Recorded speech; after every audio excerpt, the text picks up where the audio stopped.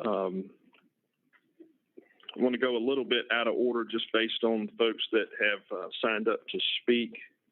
We want to make the most of this hour that we have. So with that, we're going to go directly to H.4006. I'll call on Madison, if you would give us a brief summary of that bill. We have one person that wishes to be heard, and we'll certainly do that in just a second. Thank you, Mr. Chairman.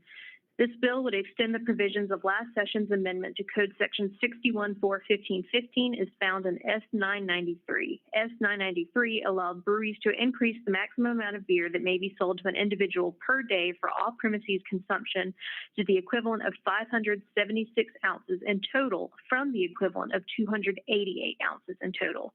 The bill would extend the expiration of the provision from May 31st, 2021 to May 31st, 2022. Okay. Any questions? Mr. Fleming, you wish to be heard?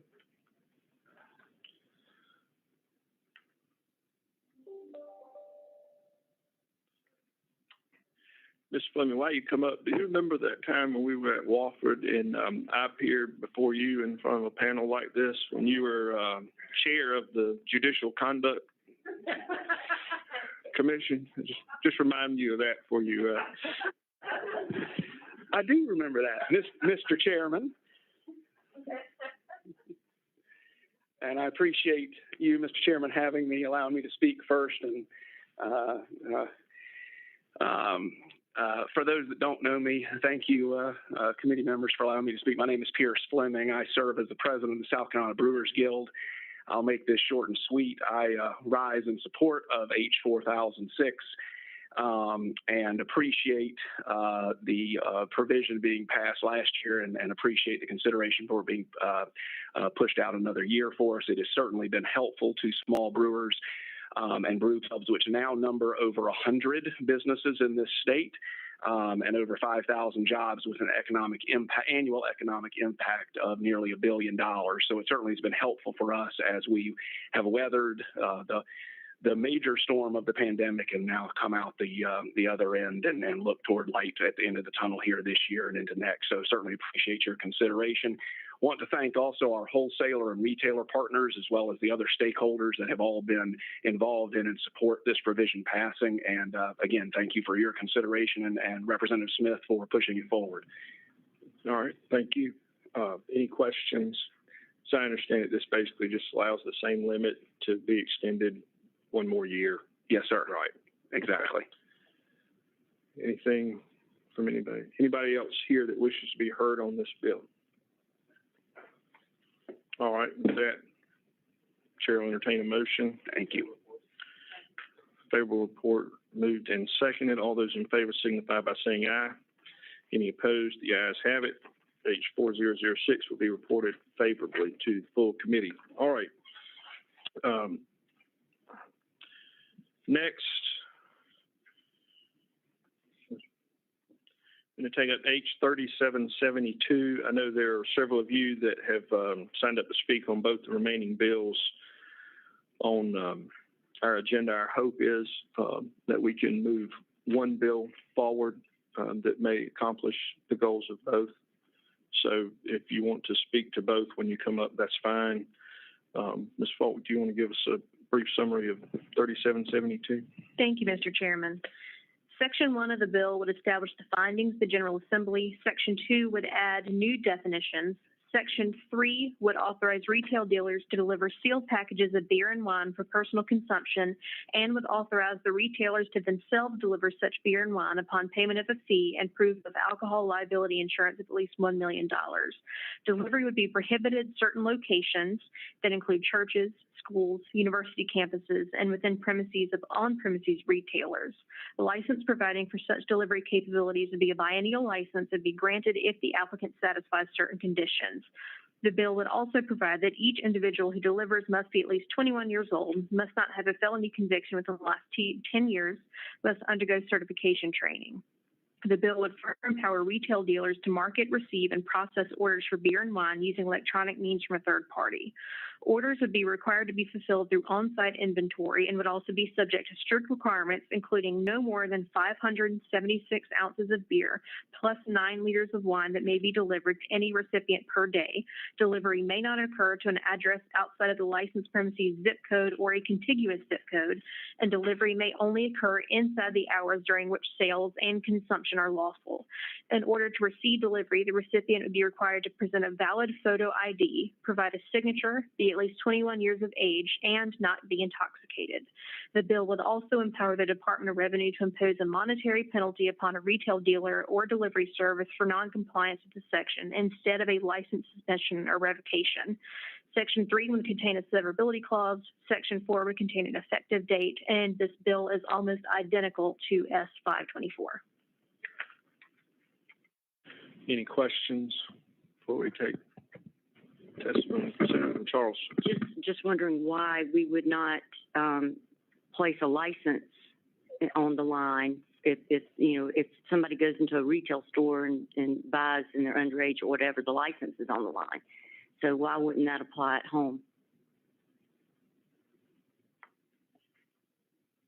But bills have that same procedure.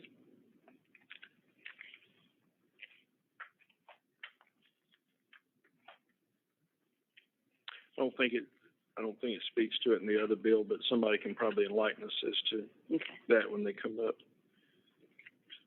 I do have a question in the, Madison, you may know this, if not, somebody in the audience.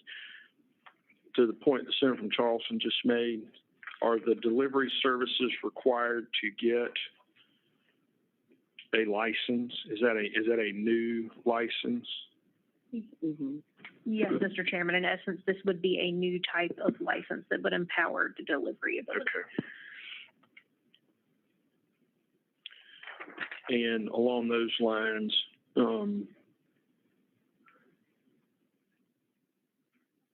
where it talks about the monetary penalty upon a retail dealer or delivery service for non-compliance, maybe somebody can just explain the situation in a delivery piece where the retail dealer would be responsible for non-compliance if it's the delivery service that's the one checking ID. I guess if they didn't request ID at the time it was ordered. Anyway. Well, and along those lines, then are we starting a whole new business? I mean, basically, you can be a delivery service of this stuff and not be connected to a retailer. Uber drinks. Well, and I think somebody we could hear from is from an existing delivery service that this would allow an existing delivery service to do something else. So it's not a total new one. It would allow them to carry product that they can't carry today. Who's got to have the insurance coverage? The independent contractor, the deliverer, or the retailer? Okay, Murphy, 1 million. All right, we got lots of questions, as y'all can hear. Yeah. So let's just jump right in. I'm going to go in the order you've signed up. Ann Jr. from Shipped, welcome. Glad to have you.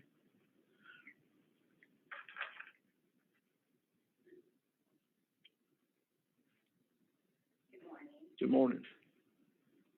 I'm Ann Jr. I am outside counsel for Shipped. I work with them on all their alcohol compliance and regulatory matters. For those of you that aren't familiar, Shipped is a technology-based delivery service company.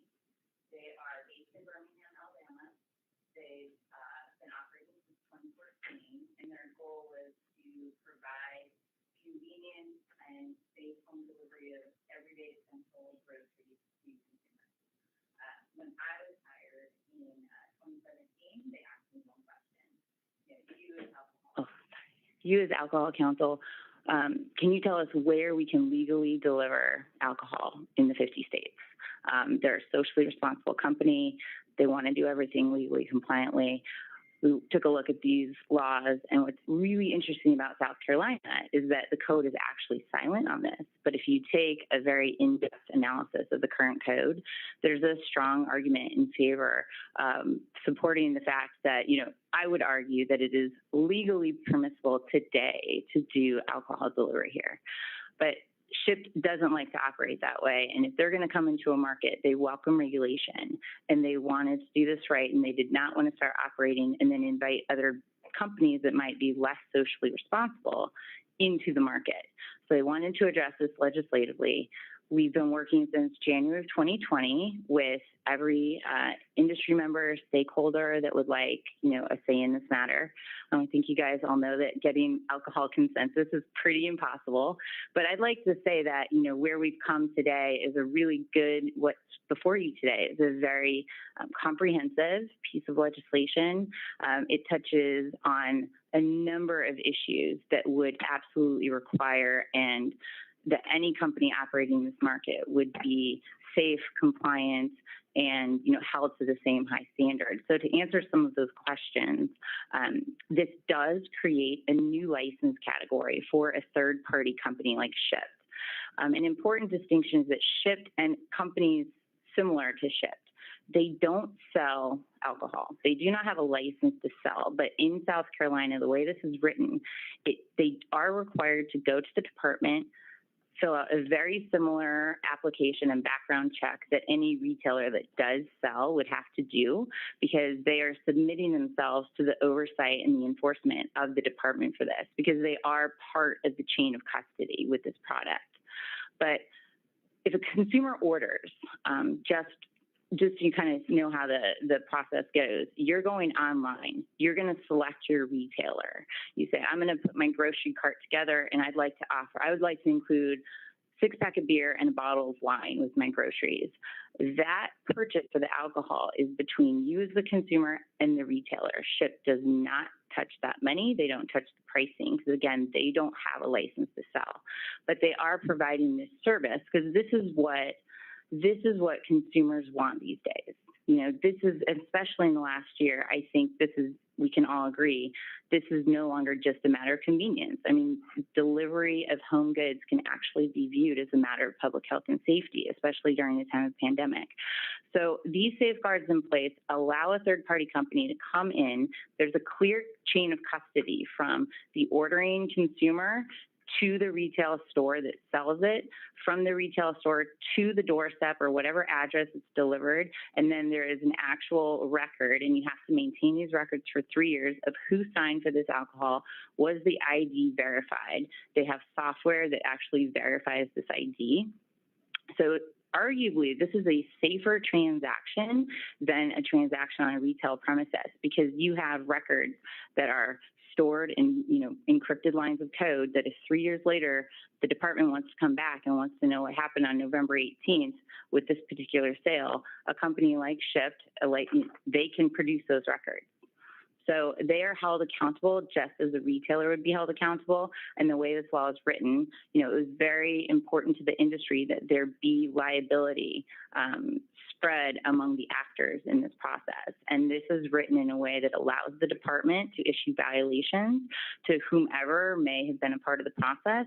And then typically in those license violations, in the hearing process or in the discussion phase, you figure out where was the breakdown and who is responsible. And a company like Shipt, I think there was a question about insurance. Any company that applies for a delivery license would need at least $1 million in insurance coverage. And to your last point, we see that as we read through this. Any questions? As far as the zip code and contiguous zip code, I guess you said you've worked with all the stakeholders. I'm curious as to what the retailers think of the Walmarts and the Publix of the world, since they basically are in every zip code. Right. So the way that this delivery radius is restricted is very unique. Most states will be silent on the issue. They'll do a mileage radius, or some do it by county line or licensing jurisdiction. This is an interesting one, though, and we did sit at the table and we worked through these issues, and it is actually easier to map out by zip codes. So this is a pretty tight radius. It will allow for, it's hard to say without actually getting out and operating exactly how this is going to go, but my understanding, and having been a part of those conversations, this is where industry is comfortable to start, right? This is where we're at. This is where everyone can say, I think this allows for everybody to operate, and there can be, fairness among those tiers of retailers, because there's very different tier levels, right, of small mom and pops versus the large retailers. So I think my understanding of this is that this is a comfort zone right now for, those people with the greatest concern about that issue. You good? Yeah, I still had a couple more, if you don't mind. Okay. So, and I appreciate Shipt is probably going to be an excellent corporate citizen and responsible, but that doesn't mean that everybody who applies for this license is going to be. So I'm concerned as to why there would just be a monetary penalty. I mean, the hammer blow that, the regulators have is the license. And given that, it'd be very easy to just have a buddy that just turned 21 show up and deliver it to somebody who may be 20 with a fake ID. Well, the way this is written is not designed at all to limit the authority of the department. And if there is a company with a license, that's the whole purpose of having the license category. These companies are subjecting themselves to the jurisdiction of the state and the department. And if the department wants to take that license away or not renew that license, that is within their authority and their prerogative. The monetary penalty, I think, is just any starting point. Okay, let's inflict a monetary penalty and let's see if we can correct the behavior. If there's something really egregious, I don't think anything in this law as written would prohibit the department from making that decision if that's what they deem necessary for the safety of the citizens. That's the way I read it. Okay. It doesn't enable them either, so I'll be looking at that, but thank you. Just one point on that. I'll throw out for the subcommittee. We had this conversation in this committee a couple weeks ago about the number of violations. For instance, Mr. Fleming sitting in the back, if he has 3 underage sales within a period of time, I don't think there's discretion as to he's got to go through a revocation procedure through the administrative law court. So that's something we might want to take a look at. I have one other question. This is on page 7, subsection N. It says a retail dealer and delivery service shall refuse delivery. The delivery service is probably the only entity that's going to be able to judge whether or not a person is intoxicated. So why are we lumping the retailer in that section? This law is written in a way to allow a retailer to make the decision if they want to do the delivery themselves. Maybe they don't want to delegate this to a third party. Maybe they want to do it themselves. It allows both of them to do that. And again, you're correct. It's at the doorstep where you're doing those final checks and balances. And so it's that delivery person. But I think that was written in such a way that if the retailer is sending their employee out to do that, they have that authority. Okay. All right. That makes sense. Thank you for that. Senator Martinsburg, do you have a question? Senator from York? Thank you, Mr. Chairman. I want to return to where I guess we're still on the same page 7, part L, which gets to discusses the geographic limitations on delivery. And I gather that the reason this legislation is before us at all is because of changing tastes in consumer demand and evolution in the nature of sort of the grocery market and alcohol market. And so in response to that consumer demand, we have to update statutes to, keep up with the economy, really. And so, I'm curious if you can offer an explanation as to how this provision serves consumers. How would consumers benefit from that provision, and how would that support the the proper functioning of that market. Well, again, this provision with the radius, I mean, if you were asked to ask me, I'd prefer no radius. I'd prefer every company be able to come in and do what fits their business model better. Some deliver hot food, some deliver just essential goods, some delivering groceries. So you have to take those considerations into. I don't like legislating down to that level because I think it can be a very personal decision. But to your point, and I mean, really the overall point with alcohol, it's such a sensitive topic. And it was more important to try to find consensus in the industry and where can everybody live comfortably with this. You know, this is a big change in the law. Alcohol laws are difficult to change. They've been here a long time. This is certainly a step towards modernization. Now it's 3-tier compliant, and it's a great step, in my opinion, to do a 3-tier compliant model and get consumers exactly what they need and to do it safely. But this is where the industry wanted to start. And, you know, in other states where there's been a similar discussion, when, you know, the discussion continues, I guess. But this still does serve consumers. It serves them within a tighter radius probably than, you know, if you just go for a flat 25 miles or North Carolina, for example, is 50 miles. So it does get consumers what they need. It just does so in a way right now where this is where industry wanted to be, or some industry members. So Can I ask a quick follow-up? Yeah. So if I want to order my food from Trader Joe's, but I live 2 zip codes away, I got to call the Publix in a different zip code to get the beer delivered? Well, so I can speak for how Ship does this. They would take those zip codes. So the way it's written is a zip code. I just want you to answer my question. Well, so you wouldn't have to call them. You would just be presented with options on the online platform that you can pick your retailer. So if you want that Trader Joe's, and if you are residing in the zip 2 code zip codes that away, is then I can't shop at Trader Joe's. not for delivery of beer or wine. Well, that's ridiculous. Well, I would. I mean, I'm not going to disagree with that. But I don't even know how you'd enforce. If I'm the DNR or DOR officer who pulls over your car on a spot check, and you got 4 deliveries in there, how am I ever going to figure out who's got what zip code? That's ridiculous.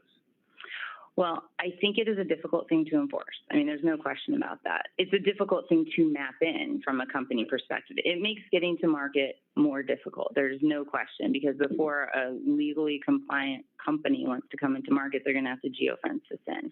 But again, this is geofence with distances, not zip codes. right. You actually can embed the zip codes, and so that way, if you're sitting at home on your computer and you pull up the Shipt website, you're going to see your Publix and your retailers within that zip code and contiguous zip codes as options to shop at. And yes, but it is significantly easier from an operational perspective to just do a 25-mile radius. It will capture more people. There's no question about that.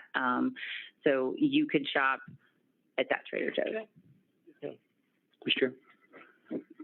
But what is the state's compelling interest in assigning a geographic boundary at all? Why would we not be better served by letting the market and the capabilities of your company and others engaged in that activity and the demand of consumers to determine geographic boundaries?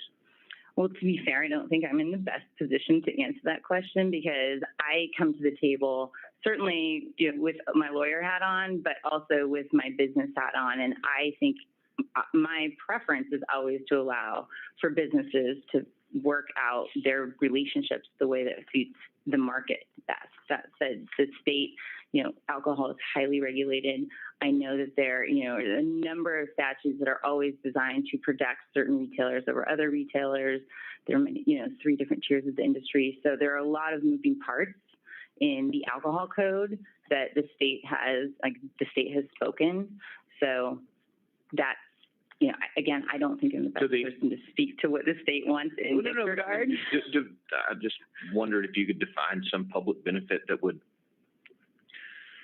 give some logical justification to this, other than a protectionist measure to preserve the economic interest of existing industry actors. Right. I'd prefer to defer that question to somebody else in the audience. Thank you. Thank you very much. Okay. Thank you for your time.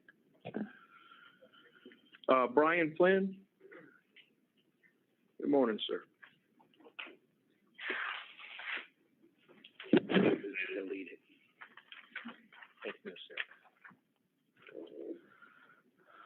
All right, Mr. Chairman, members of the subcommittee, Brian Flynn here on behalf of the ABC Stores Association. Long time no talk on alcohol.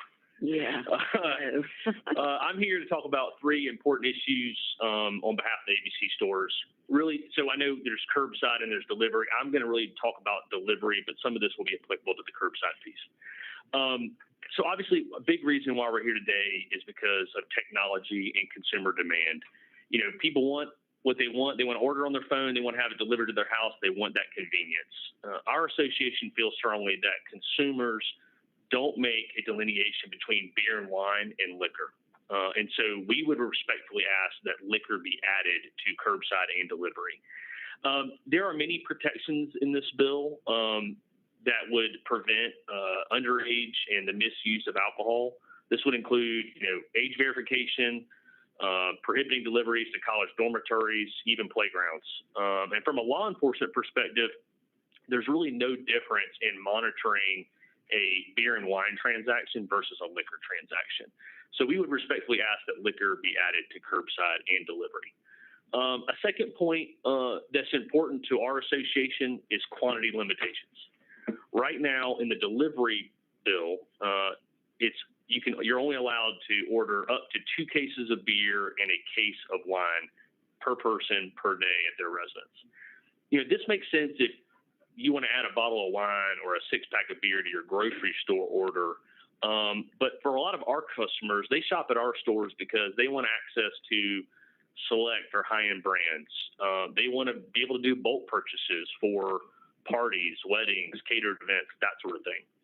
If quantity limits are left in this bill as is, you're basically limiting alcohol delivery to your big box retailers, your Walmarts, your Publix, because the margins on alcohol are so tiny. For stores that only sell alcohol, the economics are not there to be able to offer this service to the customers. And so we just feel our customers are going to want that same convenience that everybody wants in terms of having alcohol delivered. And so we want them to be able to shop at our stores and have that delivery. Additionally, I'd also say, you know, what makes 3 cases of beer more evil than 2 cases of beer? You know, what makes 1 bottle of rum more evil or dangerous than 2 cases of beer and a case of wine? I mean, I can assure you from personal experience, I've been intoxicated by all 3 products. And each of those, each of the 2 cases of beer or a case of wine or a bottle of rum are going to put you in a bad place no matter what. And so our association just does not feel like there needs to be any type of limitation on the quantity. Okay. So if I went to the store, I could buy 3 cases, right? Yes. If I went to the store, I could buy 5 bottles of rum. If I wanted to have my wedding catered and I needed 12 cases of beer, I could go pick it up. Why? Speaking as a consumer, why can't I have it delivered? I mean, if anybody needs delivery, I mean, speaking from like my wedding experience, I mean, going out with a hand truck and going to the store and getting your buddy's truck and putting it in, I mean, delivery would be a convenience that we would like. And again, I think the important part is look, I look at it from my own personal experience of many instances of underage alcohol consumption, okay? If there's a will, there's a way. I'm a big believer in that. The way that these online transactions would take place, you're essentially eliminating a lot of the ability for someone to go and skirt the system. So, for example, I'm 16, I got a fake ID, I go to the crappiest gas station I can find that will look at my fake ID and look the other way, and I pay cash. Well, on these transactions, you're basically you're creating an online account. So to their point, it's like, you know, you're creating a record of this transaction. Most companies or most retailers are going to make sure that the payment method coincides with the ID at checkout. So it's difficult because I know for personal experience, my fake ID did not correspond with my debit card. And so, but that's back in the day. But true. Kids are a lot smarter now. Well, yeah, You've had a wonderful experience. Trust me, I got some stories that parents are probably not watching this. So, Well, we're recording. okay, that's good. Well, look, there are no secrets with my family. They know all about it. And then lastly, I'm happy to answer any questions. The last point, I think this might be where some of us are maybe differing from some of the stakeholders behind me, is the delivery service area.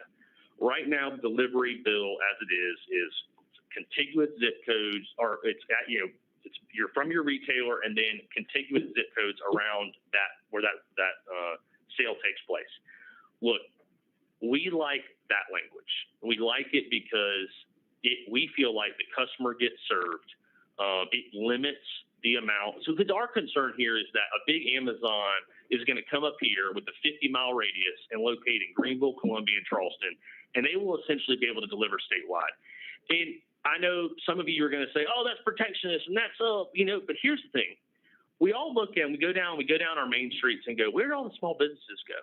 Well, they went away. And look, I'm a big capitalist. Okay, I want the market to dictate things, but at some point, do we not want to keep our small businesses together? And they're the bedrock of our economy. So I guess at some point we can look at it and say, "Gosh, you know what? Companies like Amazon or even a Walmart, they are so massive and they can offer things at such a level, it will squeeze out your mom and pop retailers." And that's why there's a big concern on the zip code piece. And look, Mr. Chairman, for example, Can I jump in? say you want to have a 6-pack of beer delivered to your house from your local Publix, okay? Your Publix in Spartanburg is in 29307, okay? There are 6 contiguous zip codes that touch 29307, okay? That's a pretty wide area. And consumers are going to be served. And guess what? You know what? If they go onto the online website and they see that, gosh, there's all these different level of options to order this product from, they might miss out on a Trader Joe's. But you know what? There's another retailer that can serve that customer. And so we just feel like we've got to think, technology is moving rapidly. The consumer piece is moving. Let's put in some guardrails here on that particular piece. So I'm happy to answer any questions on that. Senator from York. I want to pose the following question to you with this. I don't know. Let me characterize it this way. So my family ran a small True Value hardware store for a long time. And then Home Depot moved in, and we no longer run a small family hardware store. And I don't begrudge Home Depot in the least. I don't begrudge consumers in the least for choosing to go to a place that had lower prices and a broader range of choices. And it would have been horrible if my granddad had come here to the government and asked for some protectionism to ban Home Depots from coming to protect his store. So help me answer this question. Why should the government decide which businesses are available for consumers to choose from in this case? Like why would we not want consumers to act in the manner that they deem best for their families? If they want to shop at a small store, go shop at a small store. If they want to order online, order online. If they want to shop at a big store, shop at a big store. Why does the government get to decide those questions for them? Look, Senator Clymer, I think that's a policy decision on your part, right? I think at the end of the day, there are still True Value hardware stores and there are still Home Depots and there are going to be Amazons and there are going to be Walmarts. I'm not really worried or concerned about these multi-billion-dollar corporations. I think at the end of the day, you have to think, okay, what does this market look like? Not just right now, but maybe 5 years down the road, 10 years down the road. I go into Home Depot and Lowe's all the time, and let me tell you, I miss the Hiller hardware in 5 Points. Okay, I miss the customer service. Okay, so it's not all those things are not equal. And yes, I want a Home Depot to exist, but I also want a small retailer where I can get that customer service. The zip code language is not eliminating Amazons or any of these big box retailers. Trust me, they're going to be just fine. In fact, if anything, during COVID showed that really those are the companies that did well during the COVID economy. The small mom and pops got hammered. And so, again, to your point, those people are going to be just fine if this zip code language is in here. They're going to be just fine. They're going to keep making their money. This is a little bit of protection, a little bit of where consumers will say, hey, you know what? I can shop at these stores. And I think that's important. But again, that's up to you guys on that piece. Mr. Chairman. Senator from Charleston. So I'll share a story. I'd already heard Senator Clymer's story about his family owning a hardware store. He's already heard mine too. You may not have. My family owned Economy TV and Appliance, and Circuit City came in and basically cut. They could. My stepfather could not even buy at the same prices that Circuit City was selling for, and I know that Senator Clymer said he doesn't begrudge what happened with his family. I begrudge the heck out of it, because here we were with an inventory that we couldn't even get rid of because we got squeezed out by the big guy. So I don't mind protectionism, even though I'm a capitalist, but I am very concerned that your industry is wanting to go along with this bill. If you look at number 12 here, paragraph 12, which is on page 3, with that in the bill, it is simply inviting the Supreme Court, whenever there's a challenge by Amazon or one of these others, to help finish running off the mom and pops, because so far you haven't given a good answer to it, and I don't think there is a good answer to it, which is why Senator Clymer is posing the question.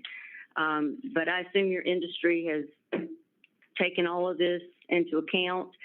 I'm very concerned. I don't want to look down the road 5 or 10 years from now and I only have options of Walmart and Costco and all the rest of these. I don't want that. And this kind of thing will run Main Street out of business, just like it ran my family out of business and Senator Clymer's. I just want to note that it wasn't Circuit City or Home Depot. It was consumer choice. Well, that changed the dynamics. Well, I understand consumer choice, but what we don't want to do is wake up 5 years down the road and I think even Senator Hutto and I've discussed this before, to look at Main Street and go, wow, we really shouldn't have done that. I wish I had the 5 and dime that sold those cashews right there in Orangeburg, right, Senator Hutto? But just to be clear, it's not the government that's doing it. No, well, it's consumers who are doing it. It's your neighbors. I understand that. It's individuals, but you're also acting in their own self-interest. But what we're also exchange of dollars for some return of value. But what we're also doing is disadvantaging the mom and pops who cannot get the cost breaks that the larger companies can, and that I don't. They can engage in mergers and acquisitions and achieve greater scale. Which I'm sure that's what your granddad did, right? No, he did something else. So I see value in our main streets, and I'm going to continue to see value in those. Senator, to your point, I mean, we feel like, look, we want to be able to offer this service to our customers. They're going to expect it. They're going to want it. And look, with all due respect, Senator Clymer, I mean, this is not like a theoretical. We're not in college talking about capitalism and the economy, and sure, consumer demand would drive things, but I think we have to look at it. You guys are charged with developing policy that will protect and look at the overall interest of consumers and the commerce of the state. So that's why we feel like you got to make it a point to allow these small to mid-sized retailers to compete and offer the same services. But it just seems to me, Mr. Chairman, that if I want to support my local store, which I do, but my daughter's getting married out on the lake, I'd say, hey, man, can you deliver 12 cases of beer and whatever out to my daughter's wedding on the lake? I'll say, I'm sorry, no, I can't. Well, you just go to another small retailer that's over around the lake. I mean, humor's not being left behind. The whole point was that I was trying to support my guy to deliver where I wanted him to deliver it. Now you're telling me it'd be easier for me just to go to Walmart, who is over on the lake, and get them. Well, I guess, Senator, I would ask, if your son's getting married in Charleston, are you going to buy your alcohol and pack it up in your truck from Orangeburg and ship it down to Charleston, or would you just buy it there locally? If my guy was going to, am I going to do that? No, I'm going to call my guy and say, can you do that? If he says, no, we don't ship that far, at least I gave him the chance to do it. But Senator, that's the issue, right? That's not the issue. So your small guy in Orangeburg, the economics don't work for him to be able to deliver that product. I don't know, because we set up this whole other delivery service. Those guys made say, yeah, we're doing a run to Charleston today, we'll be glad to stop by and pick it up. So here's what you're if you put a 50-mile radius in this. I don't want to put any rate. Well, okay. I want to be able to buy it where I want it, have it delivered where I want it. And so what's going to naturally end up happening, and this will be, again, it's a policy decision for you guys to make. Yeah. What's going to happen is Amazon, your big, large retailers, they're going to go to those guys because the Senator Sinn's point, they're able to buy and get those margins cheaper. And it's going to be, you're going to say, hey, well, I'll just get Amazon to deliver it. I'll just get the big box guys to do it. At some point, it's up to you guys in terms of do you care more about the interests of the gigantic corporations, or do you care about the little guy? And about the consumer, where are you putting him in that? The consumer's not being left behind, Senator. They're going to be able to, look, I could walk down this street and get alcohol anytime I want. There's nobody being left behind on this thing. So that's our point. May I ask a question? Sure. I'm confused. Do y'all not get beer and wine delivered already at weddings? Because we do in Charleston. I mean, is somebody operating illegally? I don't know. I've had lots of parties. I call up my guy, stuff shows up, everything's great. You have the right to remain silent. I mean, that's been going on for years and years. I've never had the caterer is buying it and delivering it. And that's a different thing than the consumer. Well, that isn't what happens. I can call my guy and my stuff gets delivered. That's how that works out. But let's talk about the caterer. I did have a guy who was in Charleston. He owned a bartending service, and he would do this kind of thing. And he would not mark the liquor up at all. He would go pick it up and then charge by the head for how many people are coming to the wedding. He bought it himself. But guess what? DOR came and got him and said that he owed retail taxes, even though the retail taxes were already paid. So how are we going to work out that aspect? And DOR held him to it, too. The guy still has a lien. Any more questions for Mr. Flynn? Any more personal stories you'd like to? Lay it on me. Cookie, I mean, you want a level playing field. I've heard say that several times. So if the level playing field is your record about level playing field. Yeah, right. So if the level playing field is 3 zip codes or 300 miles, and as long as everybody has to play by the same rules, isn't that a level playing field? Yes, Senator. But again, that's, I mean, in no offense, that is great, like collegial class theory that people can debate. What that's going to be in real time in translation is that the large corporations are going to dominate, and you're going to see the small mom and pops go away. And look, nobody needs to represent the interests of these gigantic corporations. They're going to be doing just fine. I represent the small to mid-sized guys. All right, thank you. We've got 3 more people that wish to speak. In about 15 minutes, you're going to start losing a few people up here, so govern yourself accordingly on the time. Balin Moore. Sorry. Here's what it is. Yeah. Thank you, Mr. Chairman. Good morning. Members of the subcommittee. I will go as quick as I can. I appreciate the opportunity to speak this morning. I represent Total Wine. We support both of the bills as far as delivery and curbside. Consumers want both of these bills, and we actually view them as the same subject. It is how do you create the structure to safely and responsibly deliver product to consumers off of the licensed premises, whether it's to the curbside or whether it's to their residents. We appreciate subcommittee's willingness to combine this into one bill. I will. It's my understanding y'all have an amendment that combines both of those bills into one, and I want to make a couple of comments just going in order of that amendment. In Section 1, which is the legislative findings, there has been these should be familiar legislative findings from a beer and wine bill, and also a liquor bill. There has never been a bill that deals with beer, wine, and liquor for these legislative findings. So what we did is we just kind of tweaked that language so it's applicable to beer, wine, and liquor.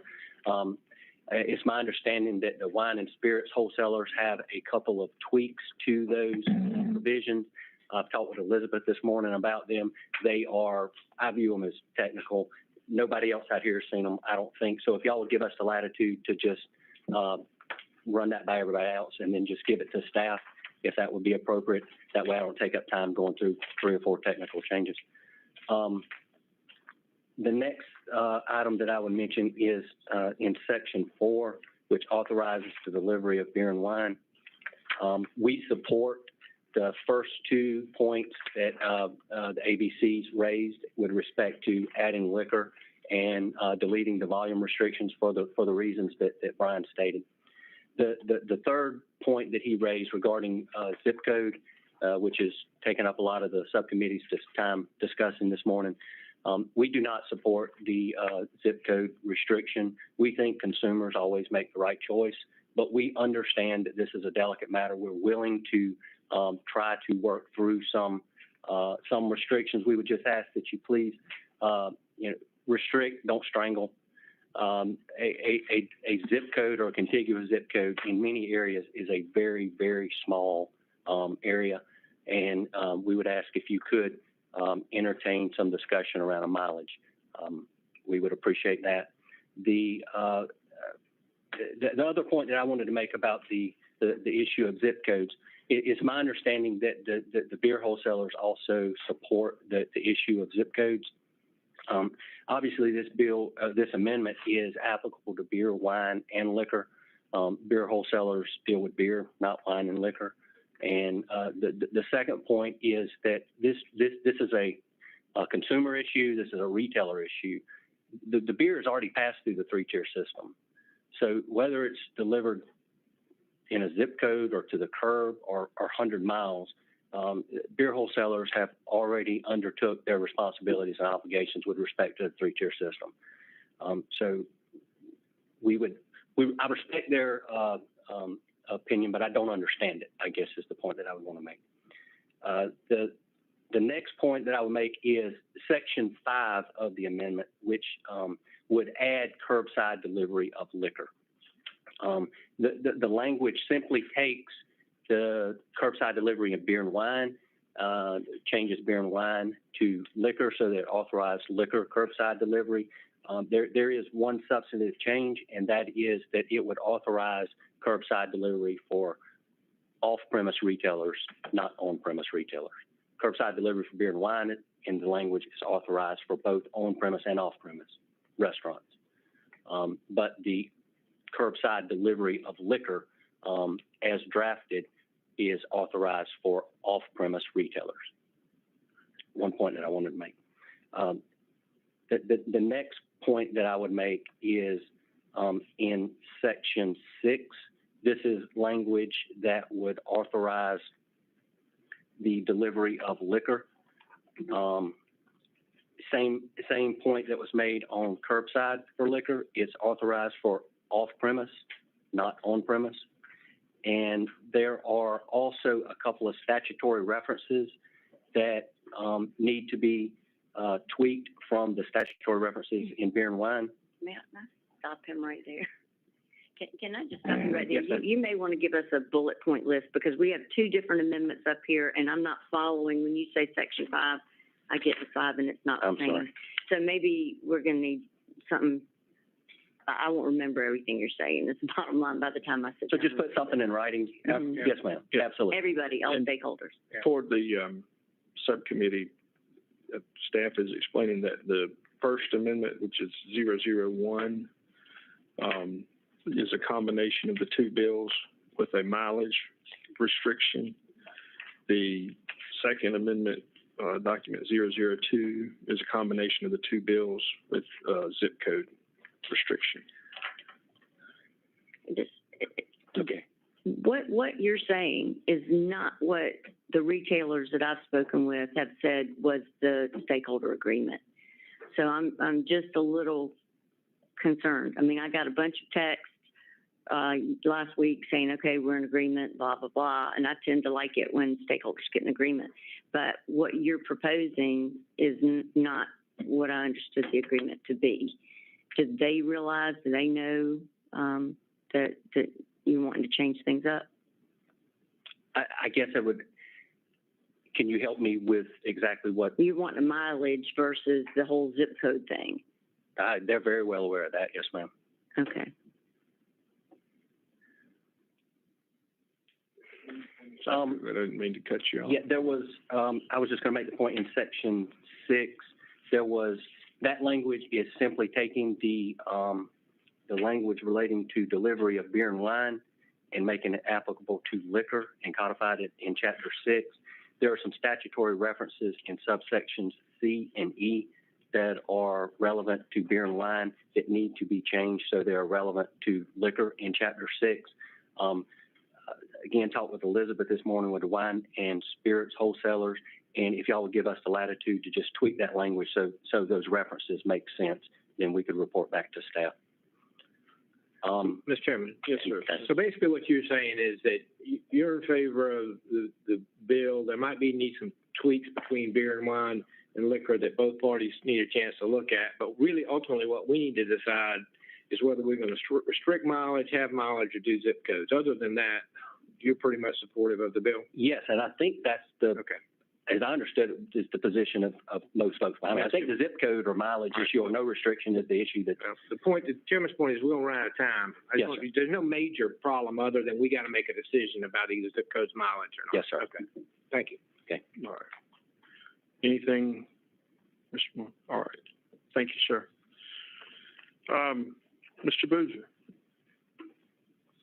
we've talked about you a little bit, so now the floor is yours. I've heard it felt.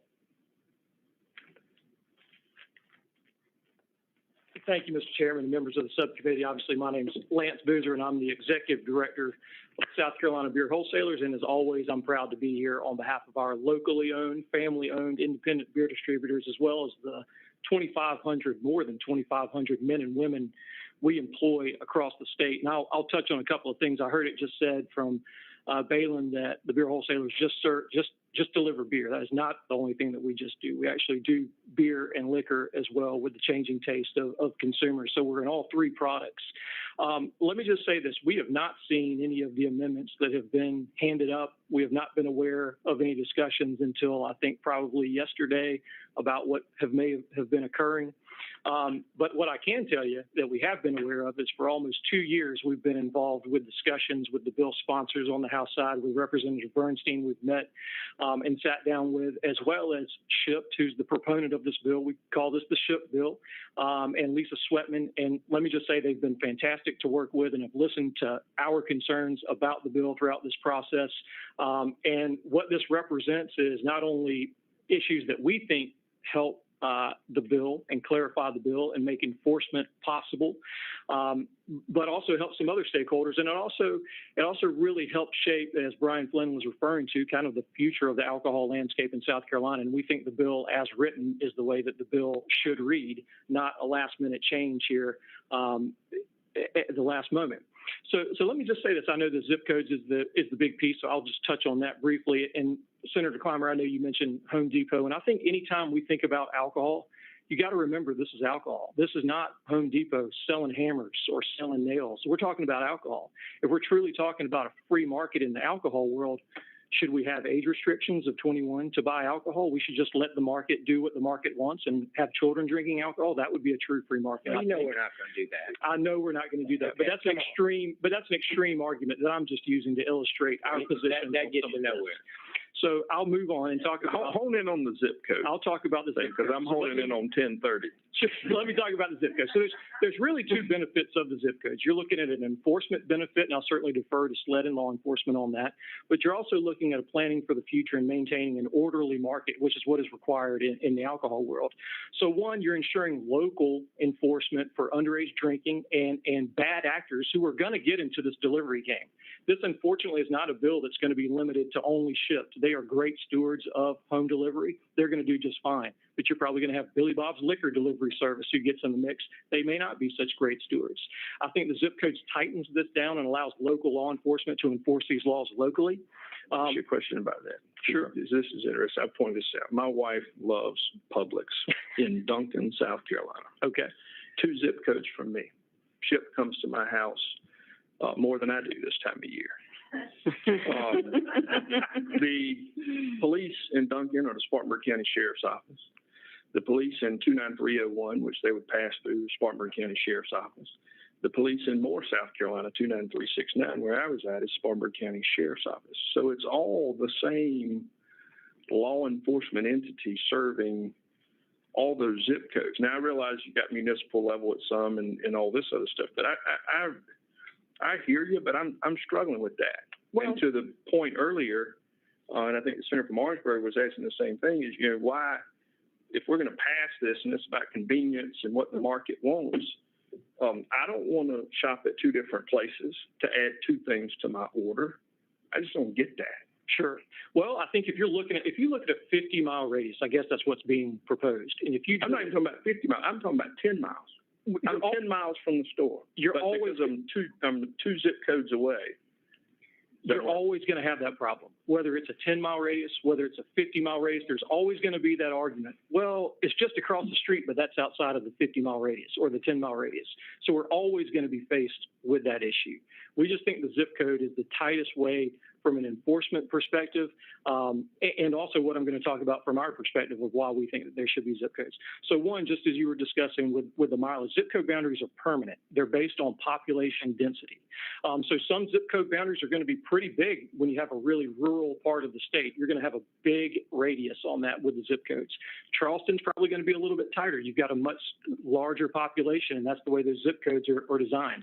But an arbitrary 25-mile, 50-mile radius, it's going to be easily changed in the future. Every subcommittee hearing, probably for here on ever, you're asked to move the goalpost when there are limitations put in, whether it's on, and we saw an amount today on the 576 ounces. It's always going to move. So 25 is never going to be enough. 50 is going to be enough. When you do zip codes, you at least have some permanency with it. And I would echo that same subcommittee come and take the contiguous language out. Absolutely. Why don't we just start with none and just go statewide to start with? We don't have to worry about it. Well, because I'm telling you, you don't live in a county that's 90 miles long. People in Branchville and Bowman are only going to be able to order from Orangeburg. All right, that's only half the towns where I live don't have a grocery store. Okay. And so if they're ever going to get shipped, they're going to get shipped from the county seat. That's true in Allendale, Bamberg, Calhoun. It doesn't matter. Y'all can do this zip code thing all you want to. It might make sense in Greenville or Columbia. It makes no sense in a rural county. And it's never going to be perfect. There's not going to be a perfect solution. It means that people in the city can get a service that people in the country can't. And quite frankly, we're tired of it. And I certainly understand. Let me say from our perspective, I know Mr. Flynn has touched on the small retailers and the effect that a statewide limitation or a 50-mile radius would have. We would echo those. I think you're going to have serious problems on your local retailers. But on a more direct, how does it affect the beer distributors? How is it going to affect us? If Amazon comes into this state and we have a statewide sort of delivery radius or a 50-mile delivery radius or whatever the radius is, they could essentially set up two warehouses. And those wholesalers who are in that territorial footprint of that Amazon will certainly be the winners. But for instance, in Charleston, let's say that there's not a warehouse in Charleston. The warehouse is in Columbia. There's a warehouse in, I think, Lexington County and West Columbia. That beer may be sourced from Lexington County. That typical Charleston consumer who was buying that beer from a Charleston retailer in a traditional sense would also be getting that beer from a Charleston wholesaler. That totally changes when you have Amazon into the mix. Right. You have now shifted that customer up to Columbia, and it's coming from a Columbia wholesaler or a Columbia retailer down to Charleston. And that's going to have a huge effect on our existing beer distributors. Mr. Chairman. So, I mean, I understand how folks in your field might have strong feelings with that, but why should the government care? Well, again, I think we're talking about alcohol. I think that we, at times, may look to favor large industry. I think we need to look at the industries that we've got in South Carolina and try and keep those alive. We've got 2,500 employees that have been, these companies have been around for nearly 100 years. I don't know why we would take a step back on them to satisfy an out-of-state company who would maybe set up one of these delivery shops, such as an Amazon or Shipt or whoever it may be. Did Shipt say that consumers have to use their services? They did not. No. So it would be their choice. It would be their choice, but eventually, we have 11,000 retailers in South Carolina who can sell alcohol. If Amazon becomes involved in this, consumers are going to essentially be left with two choices at the end of the day. It's going to be Amazon one, or it's going to be whatever the other delivery company is. So it will have an effect, I believe, not tomorrow, not the day after this bill passes, but as I'm talking about planning for the future, 10 years down the road from now is what we'll be looking at. And that would conclude my comments. Okay. Thank you. Thanks, sir. Ms. Leach, you want to weigh in on this fund?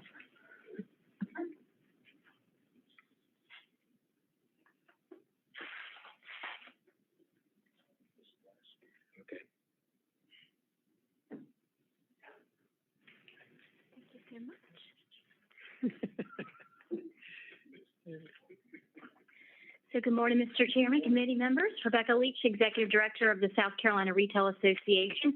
So I guess I'll weigh in on 3772. Of course, would love to speak on 3575 as well, which is equally as important to our retailers.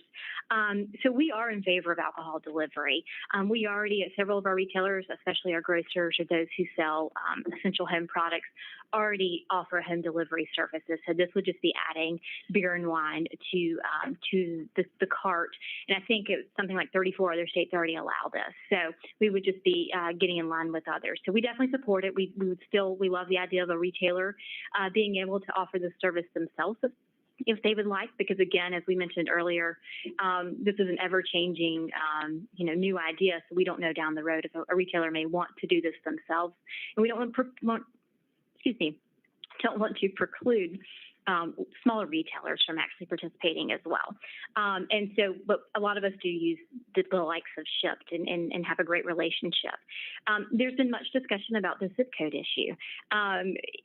Our retailers make the business decision on where they want to deliver, what's a good decision for them. And so they're not going to make the decision to deliver from one side of the state to the other. It's not profitable. They wouldn't do that. So we already have instituted, based on many factors, store location, population, other retailer location, consumer demand. So there's already formulas that go into place to decide where we're going to deliver to. And then there's also, of course, this discussion about Amazon. Everyone seems to be very concerned about what Amazon's going to do to the market. Amazon's already in the market. They own Whole Foods. Whole Foods can already offer home delivery. So this, whatever you're working on as far as mileage, zip code, whatever, wouldn't disallow or allow Amazon. They're already in the market. So that's where I am with delivery. I'll be glad to take any questions about that, and I'll be glad to speak about curbside if you'd like, or I can come back later. This is it. There won't be a later. Okay. So, any questions? Yeah, you said Amazon's already in the market, but not as far as being able to take over the wholesaler. I mean, Amazon actually could basically do what the other gentleman was saying, is set up just a few locations, go directly from the wholesaler, unlike Whole Foods. Amazon would have to participate in the three-tier system the same way that Whole Foods has to participate because of the three-tier system. They would still have to receive their product from a wholesaler and then be able to deliver it, just like Whole Foods, Publix, as you guys have invoked earlier, any of our other grocers would have to do. So this wouldn't change that requirement, that system. We'd still be in a three-tier. But they could easily become distributors, right? Okay. They could easily become a retailer. I mean, they are a retailer. They can't. And a distributor. They can't change the tier system. Right. They got to go through the wholesaler. Everybody's got to. So what I think I heard the gentleman just say, and what I'm reading from Rodney Williams, if Amazon were to set up 2 warehouses to cover the state, you would likely eliminate the majority of beer distributors and their employees, as Amazon would only source product from their beer distributors in their warehouse footprint and then ship product all over the state. It's from the local one where that warehouse is. Not that they own it, but they would, because they'd be required to. I mean, basically buy it from a wholesaler. They're probably going to buy it from the closest one to where the warehouse Where their warehouse is. But they wouldn't own the wholesaler. I see.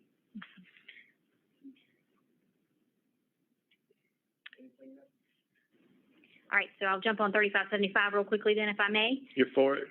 Absolutely. We're already doing it. We've been doing it for a year, had no problems. Floods testified there's been no problems, or spoken that there's been no problems. So we would love to continue operating the way we have been with the rules that are already in place, processes in place that we've already established. So appreciate your support. Mr. Chairman. Yes, Senator Martinsburg. Thank you. I would move that we adopt Amendment 1, which combines the 2 bills, and in the spirit of compromise, even though I think it ought to be statewide, go with a 50-mile radius, which is what's contained in 1. You think we can go statewide? All right, let's just remove the radius and see what happens. Second motion. Yeah. Why don't we call every liquor store owner in the state and say, you're going to be out of business in a year? They're not going to be out of business in a year. Okay, 2 years. No, it's not going to happen. And we're even getting more broadband, so everybody's going to be doing this stuff with Amazon. Well, I think the testimony we just heard too is, I mean, you're not going to deliver it further than you. Look, and this is not directed at anybody, but obviously those of you who've been working on this issue know that this is our last full Judiciary Committee meeting of the year this afternoon. So you hear what we're doing. We'll hopefully meet this afternoon, you know, what goes on the floor. But I think the subcommittee shares a desire to move these issues. We can obviously have a robust debate at full committee this afternoon. But as I understand it, where we are right now, the Center from Orangeburg has before us amendment number 1, striking the mileage limitation in the amendment. That bill or that amendment combines both of these bills otherwise. So that's the motion. Is there a second? Made and seconded. All right. All those in favor signify by saying aye. Any opposed? Opposed. All right. The ayes have it. So that amendment passes. That brings us back to, and this is on 3772, motion for favorable report as just amended. All those in favor signify by saying aye. Those opposed? I'm going to vote aye, but with caveat that I will probably be doing some speaking up at full. I will make the statement we all like to hear around here. Everybody obviously reserves their rights as this moves forward. All right. I don't think we need to send 2 bills forward. No. So that 3575 will not move. Its language is now in 3772, which we just sent to the full committee. Anything else for the good of the call? We stand adjourned. Thank you.